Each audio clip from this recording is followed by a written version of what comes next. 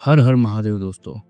अगर आप एक मिडिल क्लास हो तो आपके दिमाग में एक सवाल जरूर आया होगा कि गवर्नमेंट हमेशा अमीरों को ही क्यों सपोर्ट करती है, उन्हें ही क्यों फेवर करती है। टैक्स मिडिल क्लास भरता है, रूल्स मिडिल क्लास फॉलो करता है और बेनिफिट्स और को दे दिया जाता है। फिर सवाल ये उठता है कि क्या गवर्नमेंट अनफेयर है या फिर पूरा का पूरा सिस्टम ही इस तरह से डिजाइन किया गया है कि बेनिफिट और सपोर्ट अमीरों को चलाए। आज हम बात करेंगे कि ये पूरा का पूरा स्ट्रक्चर कैसे काम करता है। गवर्नमेंट माँ बाप नहीं होता है, वो एक सिस्टम मैनेजर होता है। सबसे पहले आपको एक बात समझना होगा कि गवर्नमेंट का काम सबको इक्वली खुश रखना नहीं होता है। गवर्नमेंट का काम होता है सिस्टम को चलाते रहना।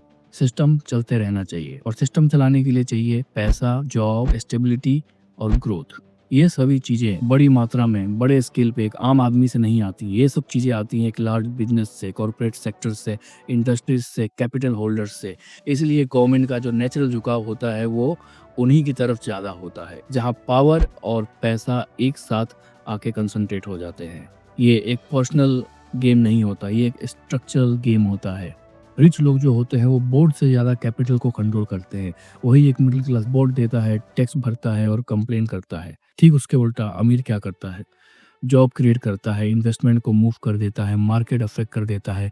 अगर एक आम आदमी गुस्सा हो जाए तो हेडलाइंस नहीं बनती है, किसी को फ़र्क नहीं पड़ता, यहाँ तक कि उसकी फैमिली को भी ज़्यादा फ़र्क नहीं पड़ता। लेकिन अगर एक बड़ा इन्वेस्टर कंट्री छोड़ दे तो पूरा का पूरा स्टॉक मार्केट गिर जाता है, करेंसी पे प्रेशर आ जाता है, मीडिया पैनिक शुरू हो जाता है और गवर्नमेंट इतना बड़ा रिस्क नहीं ले सकती, जहाँ कैपिटल मूव होने का खतरा होता है। इसलिए जितनी भी पॉलिसीज होती हैं वो सरकार उनकी तरफ झुकाव रख के बनाती है, जिससे कैपिटल को कंफर्टेबल रखा जा सके।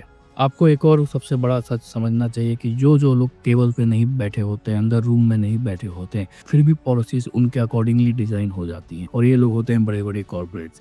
ये अंदर मीटिंग रूम ये सब पे तो नहीं बैठेंगे, लेकिन सारी की सारी पॉलिसियाँ इनको ध्यान में रख के बनती है। क्यों? क्योंकि इनके पास हो lobbyists, policy experts, legal teams और continuous access to the source and internal information. Middle class के पास ये सब नहीं होता, वो अपनी ही समस्या से परेशान है।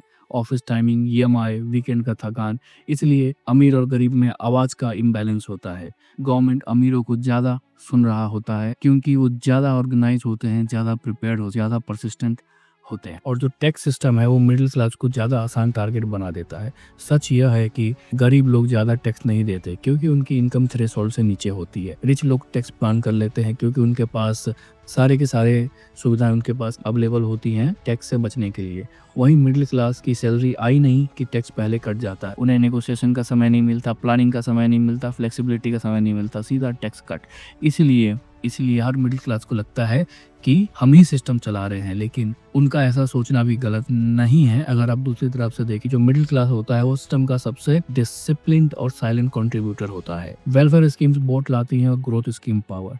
गवर्नमेंट के पास यही दो टूल्स हैं। वेलफेयर स्कीम जिससे वो फ्री राशन देती है, सब्सिडी देती है, जिससे उन्हें रिटर्न में वोट्स मिलते हैं और ये गरीबों के लिए होते हैं, पुअर क्लास के लिए होता है। वहीं जो ग्रोथ स्कीम है वो कम्प्लीटली कॉर्पोरेट्स के लिए बनाए होते हैं, जिससे देश में पैसा आता है, पैसा बढ़ता है, इकोनॉमी बढ़ती है, इकोनॉमी स्टेबल रहे। लेकिन मिडिल क्लास जो है वो बीच में अटक जाता है। ना इतना पुअर है कि उसको कुछ चीजें फ्री में मिले, ना इतना रिच है कि उनके लिए पॉलिसीज बने। मिडिल क्लास हमेशा सिस्टम का एक साइलेंट फाइनेंसर रहा है, एक गुमनाम फाइनेंसर। सरकार फेयरनेस से ज्यादा स्टेबिलिटी चाहती है, ये सबसे इम्पोर्टेंट फैक्टर है।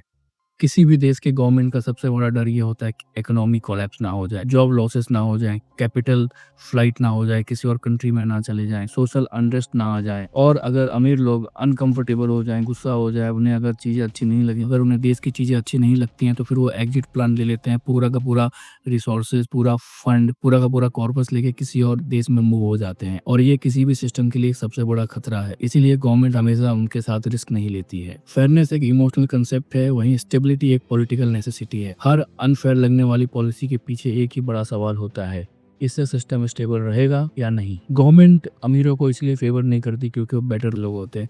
गवर्नमेंट अमीरों को इसलिए फेवर करती है क्योंकि सिस्टम उनके ऊपर ज़्यादा डिपेंडेंट होता है। और इसीलिए आपने कई बार देखा होगा कि अमीरों के हजारों करोड़ों के कर्जे माफ़ हो जाते हैं, वहीं गरीब का 1 रुपया भी माफ़ नहीं होता। और मिडिल क्लास तो बीच में अटका हुआ है, ये तो बात ही अलग है। और ये पूरा का पूरा एक डिज़ाइन का इशू है, इसमें मोरालिटी का कोई भी रोल नहीं है। एक बात आपको यहाँ जरूर समझनी होगी कि सिस्टम आपको बचाने के लिए नहीं बना है, सिस्टम आपको यूज करने के लिए लिए बना है, और जब तक आप सिस्टम को समझते नहीं हो तब तक सिस्टम आपको विक्टिम बनाते रहेगा और आप विक्टिम बनते रहोगे। मिडिल क्लास के लिए रियल पावर कहाँ से आती है ये समझना जरूरी है, और ये गवर्नमेंट से बिल्कुल नहीं आती। रियल पावर आती है स्किल से, नॉलेज से, मल्टीपल इनकम सोर्स बनाने से, लो डिपेंडेंसी रखने से, गवर्नमेंट पे डिपेंडेंसी मतलब गवर्नमेंट पे डिपेंडेंसी घटाने से, हाई अवेयरनेस रखने से ज़्यादा अवेयरनेस रखने से। जितना कम आप सिस्टम पे डिपेंडेंट रहोगे उतना ही सिस्टम आपको इग्नोर नहीं कर पाएगी। तो दोस्तों, जितना कम आप सिस्टम पे डिपेंडेंट रहोगे उतना ही सिस्टम आपको ज़्यादा वैल्यू देगा, आपको इग्नोर नहीं कर पाएगा। तो सवाल यह नहीं है कि गवर्नमेंट आपके फेवर में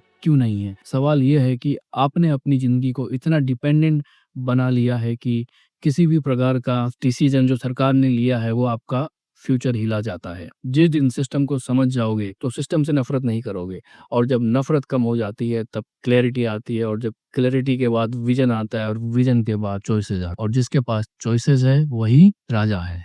thanks for listening. Her her Mahadev.